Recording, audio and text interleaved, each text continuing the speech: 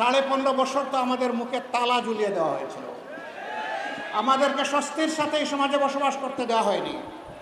আমাদের একজন কর্মী তার সন্তানকে নিয়ে খাওয়ার টেবিলে দুপুরবেলা বসেছেন, ধরে নিয়ে বলেছে তারা রাষ্ট্রের বিরুদ্ধে গোপন বৈঠক করেছেন, ষড়যন্ত্র করেছেন। নিজের ভাতের টেবিল দিয়েও তাদের জন্য নিরাপদ ছিল না। তো আপনি আমাদের কথা শুনবেন কেমনে বোন? আপনার তো শোনার কোনো সুযোগই ছিল না। আল্লাহ তাআলা এখন একটু সুযোগ দিয়েছেন, আমরা মিডিয়ার সামনে কথা বলতে পারছি, সেই সুবাদে জনগণ জানতে পারছে আমাদের চিন্তা কি, চেতনা কি। আমরা আরেকটি কথা বলেছি, আমরা বলেছি যে একটা স্থায়ী বন্দোবস্ত রাজনীতির এই দেশে হতে হবে। অস্থায়ী বন্দোবস্তের মাধ্যমে নিগ্রহের পর নিগ্রহ এই জাতির কপালে না আসে। এই বিপ্লবের পরে যেই দলটি সবচেয়ে বেশি মজলুম, যদি প্রতিশোধ নিতে হয় তাহলে তার অধিকার সবার আগে, তাই না? আমরা আমাদের কর্মীদেরকে বলেছি সাবধান, আমরা আইন হাতে তুলে নেব না, প্রতিশোধ বলতে যা বোঝায় তাও আমরা করব না। আমরা যা করব আইনের মাধ্যমে করব, আইনের সহায়তায় করব, আইনের হাতে পারপিটেটরকে আমরা তুলে দেব, কিন্তু আমরা আইন হাতে তুলে নেব না। ধৈর্য ধরুন, শান্ত থাকুন, আল্লাহ তাআলা শুকরিয়া আদায় করুন। তৎকালীন সরকারি দলের নেতা এবং তাদের দলের সাধারণ সম্পাদক বলেছিলেন আওয়ামী লীগ সরকারের পতন হলে 2 দিনে 5 লক্ষ আওয়ামী সমর্থক নেতাকর্মীকে হত্যা করা হবে। আমি জিজ্ঞাসা করি, এত বড় বিপ্লবের পরে 5 লক্ষ লোককে কি তাদের হত্যা করা হয়েছে? 50,000, 5,000, 500, 5 জন? হ্যাঁ, 2-1 জন 2-1 জায়গায় হয়েছে, তাও আমরা সমর্থন করি না। কি জন্যে?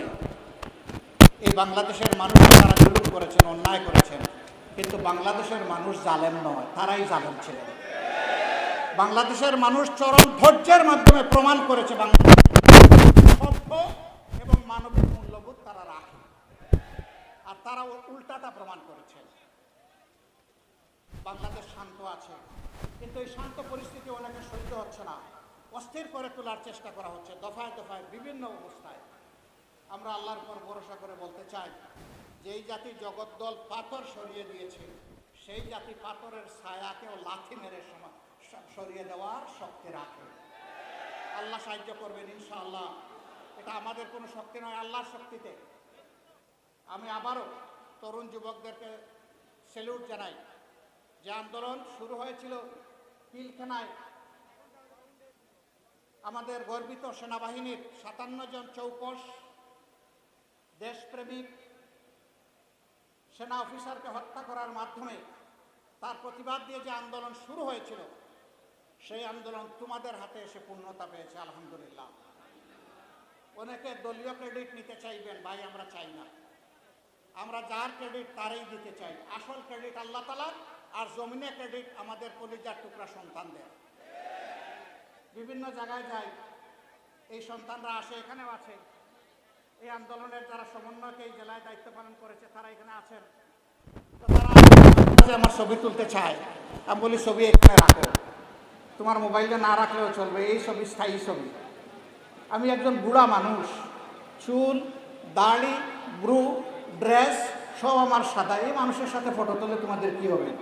কয় না, আপনি বুড়া নন, আপনি জোয়ান। আলহামদুলিল্লাহ, আমিও আল্লাহর কাছে চাই আমি যেন চির যৌবনা থাকি। বয়স আমার যাই হোক, সব কিছু পেকে যাক, কিন্তু আত্মা যেন আমার বুড়ো না হয়। আমি যেন সবসময় উত্থাল শক্তির অধিকারী যুবকদের সাথে আমি যেন থাকতে পারি, আল্লাহ যেন আমাকে কবুল করেন।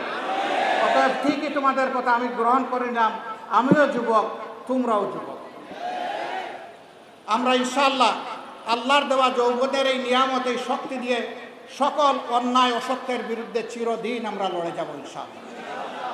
যেখানেই সত্য সেখানেই আমাদের সাহায্যের হাত, যেখানেই মিথ্যার নির্যাতন সেখানেই আমাদের কঠোর আঘাত।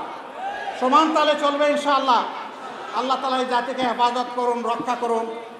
আল্লাহ তাআলা পাবনাবাসীকে সম্মানিত করুন। রব্বুল আলামিন বাংলাদেশের উপর শান্তির ফয়সালা দান করুন।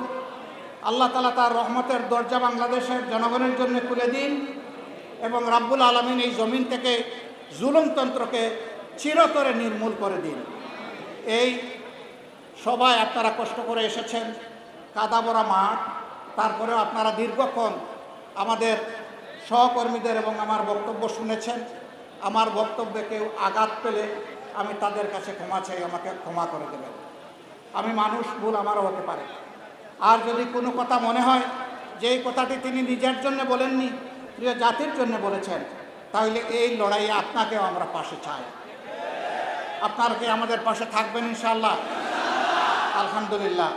সবাইকে ধন্যবাদ জানিয়ে মহান মৌলার শুকরিয়া আবারও আদায় করে আমি আমার বক্তব্য এখানেই শেষ করছি। আল্লাহ হাফিজ। বাংলাদেশ জিন্দাবাদ। বাংলাদেশ জামাতে ইসলামী জিন্দাবাদ।